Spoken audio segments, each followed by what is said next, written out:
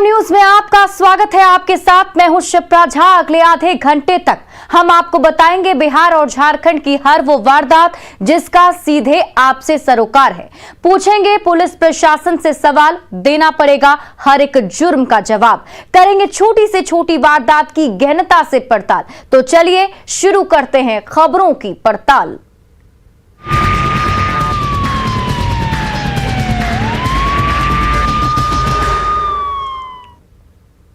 Bulletin में सबसे पहली खबर सुपौल से, जहां त्रिवेणीगंज में एक सनसनीखेज मामला सामने आया है, जिसमें पति ने अपनी पत्नी और 3 साल के बेटे को जिंदा जला दिया, जिससे दोनों की मौके पर ही मौत हो गई। घटना के बाद से आरोपी पति फरार बताया जा रहा है। महिला के परिजनों के मुताबिक उसके पति ने अपनी बहन के साथ मिलकर घटना को अंजाम दिया है। मृतक महिला प्रेग्नेंट थी। ये घटना मयूरवा वार्ड की है। परिजनों का कहना है कि आरोपी महिला से रेलवे में नौकरी के लिए 1 लाख रुपए की मांग कर रहा था, जिसको लेकर दोनों के बीच विवाद चल रहा था। जब पैसे नहीं मिले तो पति शैतान बन गया, अपनी पत्नी और बेटे को जिंदा जलाकर मौत के घाट उतार दिया। इससे पहले ये लोग का ग्रुप डी में कोई सेटिंग किया था, उसमें पैसा का काम था, तो ये लोग पैसा लिया, तो पैसा 1 लाख रुपया दिया गया है। वो पैसा मांगने पर 50,000 रुपया और 50,000 रुपया के चलते बकवाद हो रहा था। बकवाद किससे हो रहा था? तो जो लड़का था यानी आशीष कुमार के बहन और मेरा भगनी, ये दोनों में बकवाद हो रहा था। स्पष्ट रूप से पता नहीं चल पा रहा। क्या देख रहे हैं सर यहाँ? अरे जला हुआ आदमी को देख रहे हैं बस। कई आदमी जला हुआ है? एक बच्चा है, एक औरत। ऐसा सुनने में आ रहा है पेट में भी है, गर्भवती महिला है। अब कैसे है कि हम कह सकते हैं।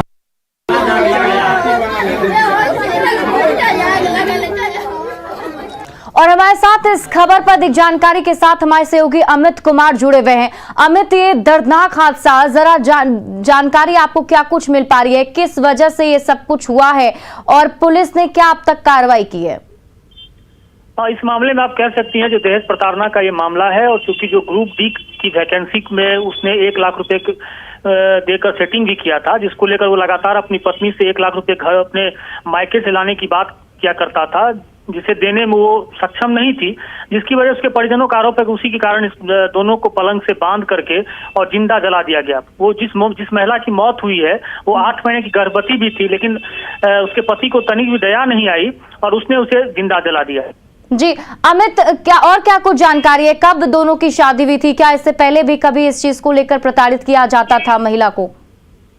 ये लगभग 4-5 साल पहले शादी हुई थी दोनों की, और बड़े धूमधाम के साथ विदा किया था अपनी बेटी को। लेकिन बीच के कालखंड में जब से नौकरी को लेकर कहीं इन लोगों ने अपना सेटिंग किया था, उसमें जब पैसे की मांग की जा रही थी तो पति पत्नी के बीच विवाद होता था, जिसमें पति की जो बहन है वो भी उसका साथ दिया करती थी और लगातार उसके साथ मारपीट भी होती रहती थी, जिसको लेकर वो लड़की जो मृतिका है उसने अपने पिता को भी इस बात की जानकारी दी थी।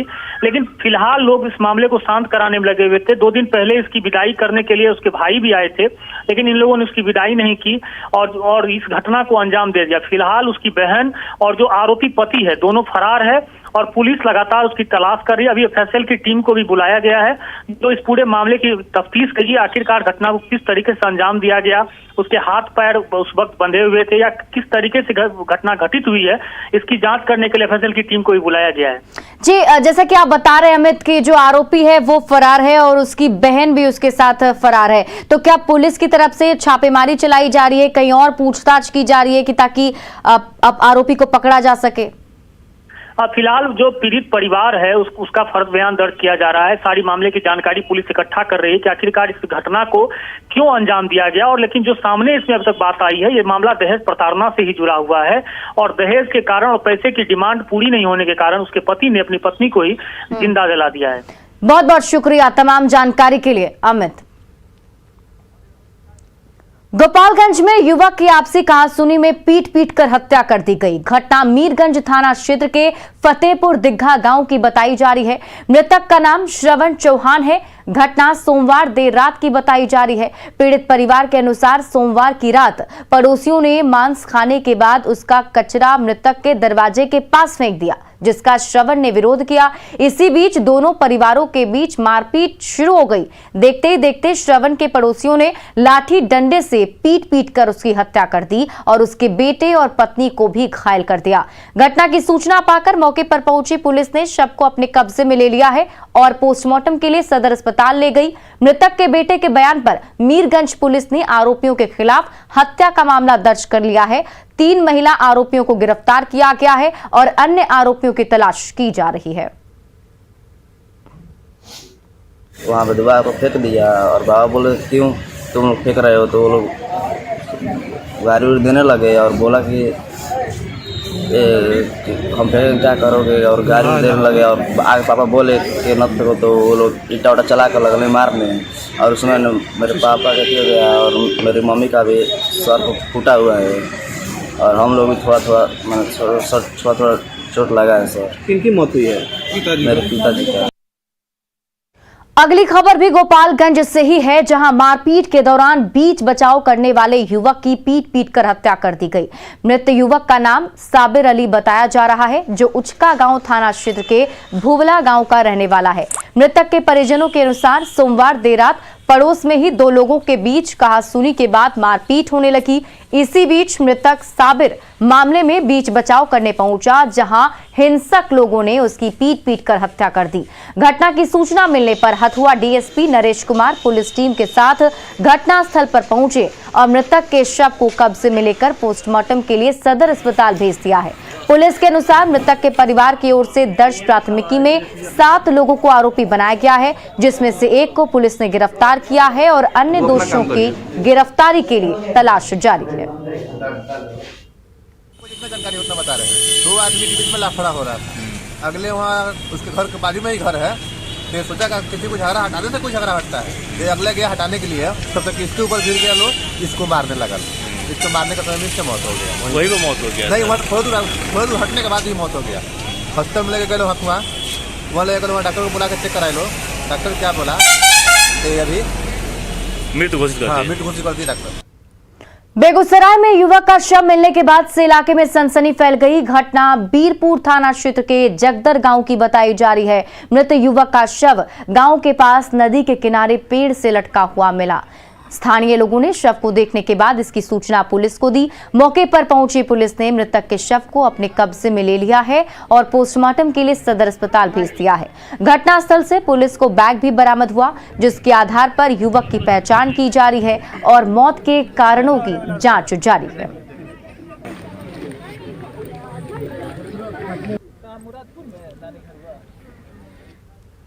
किशनगंज से सटे पश्चिम बंगाल के भारत नेपाल सीमा पर तैनात एसएसबी के जवानों ने एक अमेरिकन नागरिक को हिरासत में लिया है। साथ ही अमेरिकन नागरिक को सीमा पार कराने के सहयोग के आरोप में एक भारतीय नागरिक को भी हिरासत में लिया गया है। हिरासत में लिए गए अमेरिकन नागरिक का नाम लक्ष्मण कुइकेल है। एसएसबी को जानकारी मिली थी कि भारत नेपाल सीमा से नेपाल क्रॉस करने की फिराक में 2 लोग हैं। आउटपोस्ट पार्टी ने देखा कि 2 लोग चोरी छिपे सीमा पार करने की कोशिश कर रहे हैं। आउटपोस्ट पार्टी के सुरक्षा कर्मियों ने उन्हें रोका, जांच के बाद हिरासत में लिया। किशनगंज बॉर्डर क्षेत्र में संदिग्ध गतिविधि की संभावना बनी रहती है, जिस पर कई एजेंसी की भी नजर रहती है।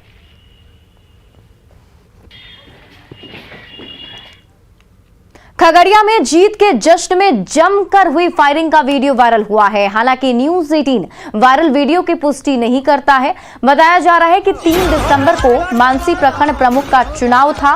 उसी में प्रमुख के पद पर जीत के बाद लोगों ने फायरिंग की है और वो वायरल वीडियो आपके टीवी स्क्रीन पर है। देखिए, जीत के जश्न में जमकर फायरिंग की जा रही है।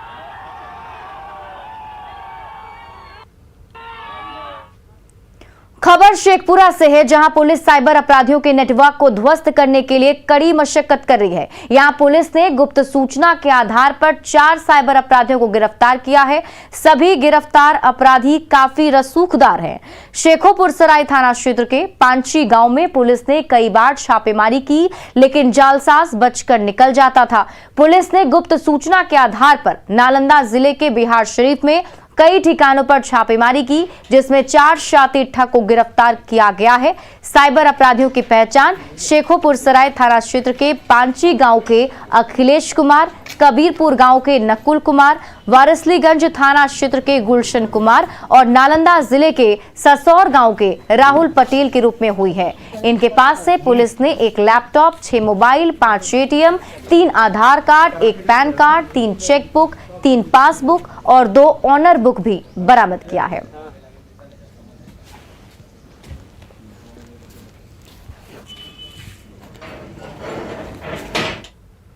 गोड्डा के दधीदी चक में महिला की चाकू मारकर हत्या कर दी गई। महिला के परिजनों का आरोप है कि हत्या की वारदात को मोहम्मद इजराइल नाम से शख्स ने अंजाम दिया है। बताया जा रहा है कि महिला के आरोपी इजराइल से संबंध थे, जिससे लेकर दोनों परिवारों के बीच विवाद भी हुआ था। परिजनों के मुताबिक महिला सुबह में घर से निकली थी, जिसके कुछ देर बाद उसकी लाश बगल के खेत से बरामद हुई। पुलिस ने शव को पोस्टमार्टम के लिए भेज दिया है और आरोपी मोहम्मद इजराइल की तलाश की जा रही है।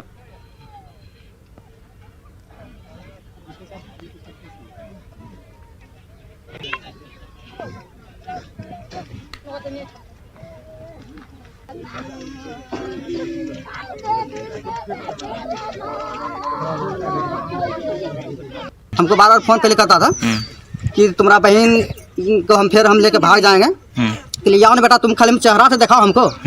बस हमको वही डाउट हो गया था। उसको फोन तो बोला कि हम तो घरे में सोए हैं, तुम्हारा बहन कहाँ गया, हमको ठिकाना नहीं है क्या। तो हम लोग खोज रहे थे, खोजते खोजते हराओगे तब बड़ा तो आदमी सब बोला कि देखते उधर तुम्हारा बहन कौन औरत है गिरा हुआ, जाके देखो। तो देखते हमारा यहाँ पर बहन है। देवघर पुलिस ने जिले के मार्गो मुंडा और सारवा क्षेत्र में छापेमारी कर 5 साइबर अपराधियों को गिरफ्तार किया है। गिरफ्तार किए गए साइबर अपराधियों के पास से देवघर पुलिस ने 10 mobile phone, 24 SIM card, 4 ATM card, passbook, voter ID card और पैन कार्ड बरामद किए हैं। साइबर अपराधी बैंक के ग्राहकों को फर्जी बैंक अधिकारी बनकर आधार नंबर और पैन नंबर लिंक कराने के नाम पर झांसे में लेकर ठगी की घटना को अंजाम दे रहे थे।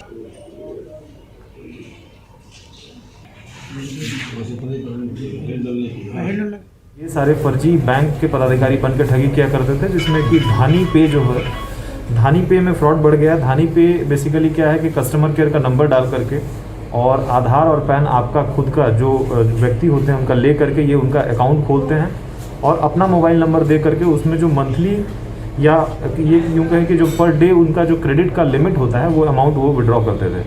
इस तरह से वो लोग ठगी किया करते थे। गुमला में डायन बिसाही के नाम पर आंख फोड़ने की घटना पर प्रशासन ने कार्रवाई शुरू कर दी है। न्यूज 18 पर खबर चलने के बाद जिला विधिक सेवा प्राधिकार के सचिव और जिला कल्याण पदाधिकारी सिसई के लखिया गांव पहुंचे और पीड़ित परिवार से घटना की जानकारी ली। इस दौरान अधिकारियों ने पीड़ित परिवार को हर संभव मदद का भरोसा दिया, साथ ही अंधविश्वास के खिलाफ जागरूकता अभियान चलाने पर जोर दिया। आपको बता दें कि डायन बिसाही के आरोप में 2 भाइयों को बिजली के खंभे से बांधकर पिटाई की गई थी। इस दौरान एक भाई की आंख फोड़ दी गई थी। इस मामले में मुखिया समेत 11 लोगों पर मामला दर्ज किया गया है। शासन इस तरह की घटनाओं को रोकने के लिए हमेशा संवेदनशीलता के साथ कदम उठा रहा है और इस घटना में भी उपायुक्त महोदय का आदेश है कि दोषियों को किसी भी हाल में बख्शा नहीं जाएगा। सर्वप्रथम है कि इसमें आदमी को तो जागरूक होना बहुत ज़रूरी है और जागरूक होने के साथ अभी जिनके ऊपर भी आरोप लगा है उनके ऊपर भी एक कानूनी कार्रवाई करते हुए उनको एक सजा दिलवाना भी एक महत्वपूर्ण भूमिका होनी चाहिए। धनबाद में समलैंगिक प्रेम प्रसंग में एक युवक की हत्या का सनसनीखेज मामला सामने आया। हत्या का आरोप प्रेमी प्रकाश साव पर लगा है। मौत से पहले दिए गए अपने बयान में युवक तनी ने प्रकाश साव और उनके परिजनों पर केरोसिन डालकर जलाने का आरोप लगाया है। वहीं मृतक के पिता का कहना है कि प्रकाश साव ने घर बुलाकर तनी को जिंदा जला दिया। गंभीर हालत में तनी को SNMMCH में भर्ती कराया गया था, जहां इलाज के दौरान उसकी मौत हो गई। हालांकि आरोपी प्रकाश ने सभी आरोपों को खारिज कर दिया है। उसका कहना है कि तनी ने खुद ही आग लगाई थी। उसको तो उसका दोस्त बुलाया प्रकाश साव और ले जाके घर में अपना ले जाके और उसका करसन तेल छीट के हत्या कर दिया। क्या बोल के गया था आपको? बोल के गया कि हमको एक तो दोस्त बुलाया है, हम आते हैं। उसके बाद जब सुबह हंगामा होने लगा तो उसके घर से हमको उसको जला हुआ बॉडी मिला और उसको लेके हम लोग PMCH के लिए हम आए और एडमिट किए। 2 दिन 4 दिन तक हम लोग को भरोसा इस जगह रहा कि अब अच्छा होगा, अब अच्छा होगा। लास्ट में उसका देहांत हो गया। सो रहे थे सर अपने घर में, करीबन सुबह का टाइम वही मेरे घर में आग लगा के मेरे घर में बरामदे में घुस गई और हमको पकड़ लिया। हाँ, हमको पकड़ लिया वो, तो उतने में मेरे पापा भी बगल में थे तो हम छोड़ा के अपना कपड़ा वपड़ा मतलब मेरा कपड़ा में आग पकड़ लिया। साहिबगंज में शराब व्यवसायी के कलेक्शन एजेंट से करीब 5 लाख रुपए की लूट हुई है। घटना मिर्जा चौकी के सिमरतल्ला झील के पास की है। तापस सिंह दुकानदारों से वसूली कर बाइक से साहिबगंज लौट रहे थे। इसी दौरान तेलियागढ़ी के किले के पास बाइक सवार अपराधियों ने हथियार की नोक पर रुपए और मोबाइल छीन लिए। इससे पहले अपराधियों ने मिर्जा चौकी के मनीष से भी 10,000 रुपए छीने थे। शराब व्यवसायी जो हैं उनके मैनेजर उनके कर्मचारी तापस सिंह का कहना है कि वो पैसा कलेक्शन जो शराब बिक्री का पैसा था वो ले जा करके साहिबगंज में जमा करने के लिए जा रहे थे। रक्सी स्थान से ओवरब्रिज के नीचे जैसे ही पहुंचे तो अपराधी लोग इनका पैसा छीन लिया है। वो इकट्ठा हुए थे किसी बड़ी वारदात को अंजाम देने के लिए, लेकिन पुलिस ने ऐन मौके पर दस्तक देकर पूरा खेल बिगाड़ दिया और कुख्यात डब्लू सिंह और राकेश नट समेत 4 अपराधियों को सलाखों के पीछे पहुंचा दिया। सलाखों में लुटेरा गिरोह का सरगना, डब्लू सिंह समेत 4 लुटेरे गिरफ्तार, सोना चांदी और हथियार बरामद।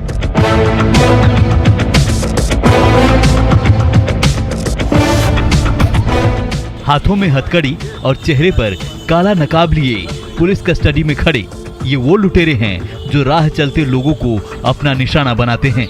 लूट, डकैती, चोरी इनके खून में बसा है। जुर्म के हर तौर तरीके से ट्रेंड हैं। यही वजह है कि अब तक पुलिस को चकमा देकर 12 से भी ज्यादा कांडों को अंजाम दे चुके थे। इनकी करतूत से हर बार पुलिस की कार्यशैली पर सवालिया निशान लगता था, लेकिन इस बार बनियापुर थाने की पुलिस ने सटीक निशाना साधा और सरगना समेत 4 आरोपियों को सलाखों के पीछे पहुंचा दिया। गिरफ्तारी के साथ ही बनियापुर के चर्चित लूटकांड समेत दर्जनों कांडों में वांछित कुख्यात अपराधी राकेश नट और पंडित समेत 4 अपराधियों को गिरफ्तार किया गया है।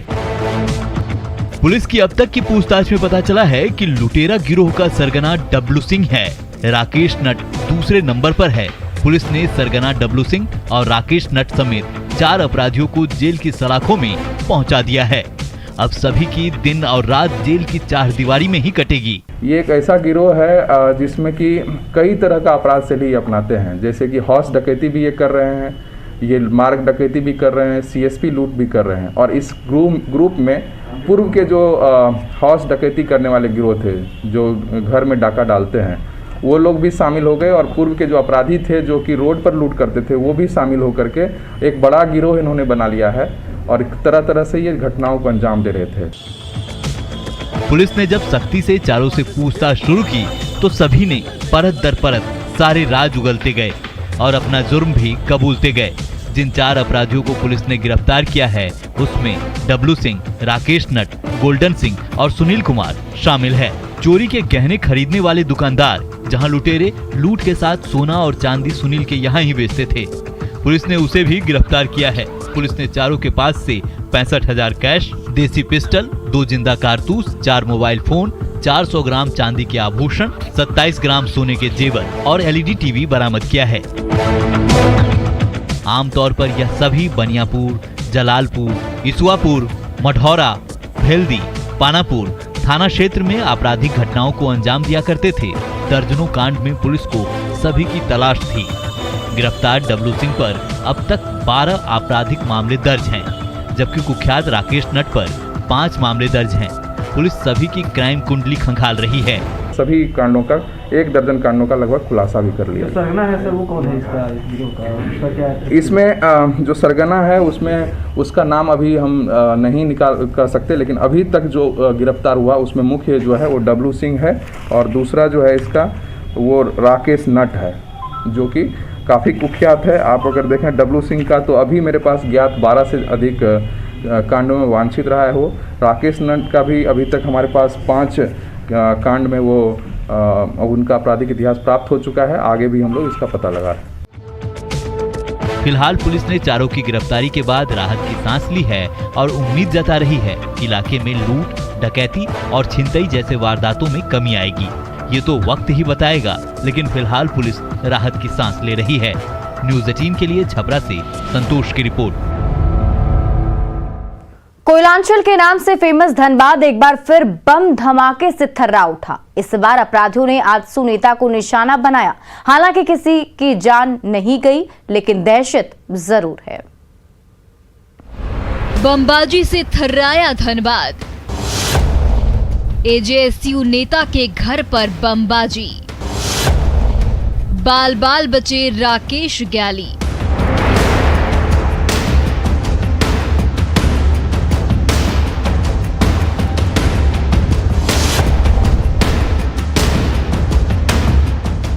जमीन पर पड़ा सुतली बम। खौफ भरी निगाहों से उस मंजर को देखते लोगों की तस्वीरें धनबाद के बाघमारा प्रखंड के ब्राह्मणडीहा गांव की है, जहां बेखौफ अपराधियों ने 2 जनवरी की रात करीब 11:30 पर आजसू के प्रखंड अध्यक्ष राकेश ग्याली के घर बमबारी कर इलाके में दहशत फैला दी, जिसके बाद से पूरा परिवार खौफजदा है। बमबाजी की वारदात के बारे में बताया जाता है कि रात के करीब 11:30 हो रहे थे। पूरा गांव सर्दरात की आगोश में था। इसी बीच सहरात के सन्नाटे को चीरते हुए बाइक सवार कुछ अपराधियों ने दस्तक दी और राकेश ग्याली के घर को निशाना बनाते हुए एक के बाद एक 3 बम फेंके। धमाका होते ही पूरा गांव थर्रा उठा। लोगों की नींद खुल गई। धमाके की आवाज सुनकर ग्रामीण बाहर निकले। ग्रामीणों की भीड़ को देखकर अपराधी बाइक पर सवार होकर फरार हो गए। सूचना मिलने के बाद मधुबन थाना की पुलिस मौके पर पहुंची। आजसू नेता राकेश ग्याली ने पुलिस को बताया कि धमाके की आवाज सुनकर घर वाले शोर मचाने लगे। घर के बाहर बाइक की आवाज सुनाई दे रही थी। अपराधी तेज रफ्तार से मौके से फरार हो गए। खरखरी जंगल में ग्रामीण और मधुबन पुलिस ने खोजबीन की, लेकिन कुछ हाथ नहीं लगा। अब सवाल ये है कि धमाके के पीछे किसकी साजिश थी? क्या किसी ने सियासी रंजिश में बमबाजी की? क्या है धमाके के पीछे का सच? जांच में पुलिस को अब तक क्या पता चला? हालांकि मधुबन थाने की पुलिस बमबाजी की वारदात से इनकार कर रही है और मीडिया के सामने बोलने से भी कतरा रही है। लेकिन मौके से जो सुतली बम मिला है उसका क्या? खैर, ये तो जांच का विषय है, लेकिन जिस तरह से अपराधियों ने घर पर चढ़कर बमबारी की, उससे यही जाहिर होता है कि जिले में बदमाशों के हौसले कितने बुलंद हैं और पुलिस लीपापोती करने में लगी है। जो सच्चाई थी उससे हमने रूबरू करा दिया। आगे क्या करना है वो मधुबन थाने की पुलिस समझे। न्यूज़ 18 के लिए धनबाद से संजय की रिपोर्ट। और क्राइम न्यूज के इस बुलेटिन में अभी के लिए बस इतना ही, लेकिन न्यूज़ 18 बिहार झारखंड पर खबरों का सिलसिला लगातार जारी है।